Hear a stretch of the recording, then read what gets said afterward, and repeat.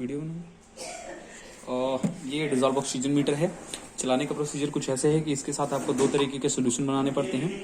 एक तो आपको 7.5 ग्राम का केसीएल बनाना पड़ता है और एक 2 ग्राम इन 100 ml का अपना सोडियम सल्फाइड बनाना पड़ता है। याद रखना है कि सोडियम सल्फाइड लेना है, सोडियम सल्फेट नहीं लेना है। सोडियम सल्फेट लोगे तो वो रिजल्ट उसके सही नहीं आते हैं। अब जो 7.5% वाला बनाया है आपने केसीएल, वो इलेक्ट्रोड को के अंदर फिल करना होता है। तो इलेक्ट्रोड को पहले यहाँ सेंटर से आप खोल लोगे, ये मिड से यहाँ से खुल जाता है। इसके ऊपर ये नीचे कैप सी लगी हुई है, ये देखोगे तो ये कैप के ऊपर यहाँ पे एक मेम्ब्रेन लगती है, पॉलीथीन टाइप मेम्ब्रेन।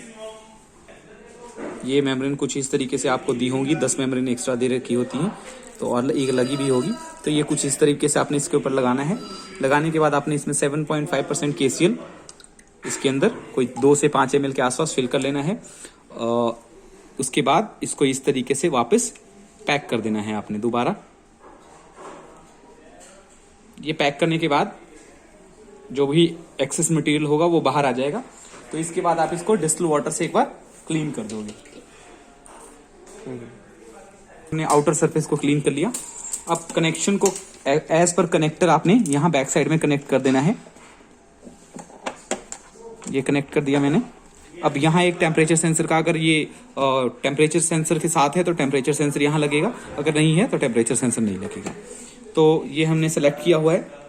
अब इसके बाद ये जो इलेक्ट्रोड है, इसको आप 2% का जो सोडियम सल्फाइड बना रखा है उसके अंदर इसको डिप कर दोगे। तो डिप करते ही ये कुछ डिसेंडिंग ऑर्डर में आपको रिजल्ट्स आने शुरू हो जाएंगे, ये नीचे की तरफ गिरना शुरू हो जाएगा ग्राफ। इसके बाद सबसे पहले आप अपना टेम्परेचर सेट करोगे, जो भी टेम्परेचर रहेगा वो सेट कर लोगे। यहाँ से सेट करने के बाद आपको वेट करना है अराउंड 2 to 3 मिनट्स आपको वेट करना है। ये स्टेबल होना चाहिए। एक बार ये स्टेबल हो जाता है तो फिर हम इसको 0 वाले नॉब से 0 कर देते हैं।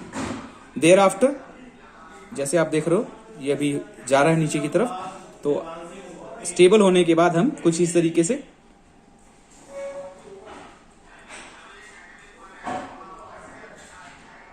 ये 0 कर देंगे। 0 करने के बाद हम इसको यहां से निकालेंगे।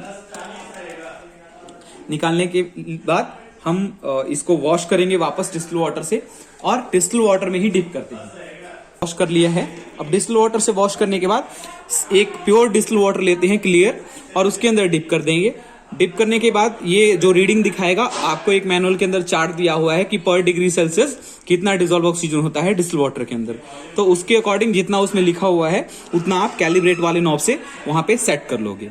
सेट करने के बाद आपकी मशीन कैलिब्रेट हो जाएगी। फिर आप इसको वॉश करेंगे और अपने सैंपल के अंदर डाल के टेस्ट करेंगे।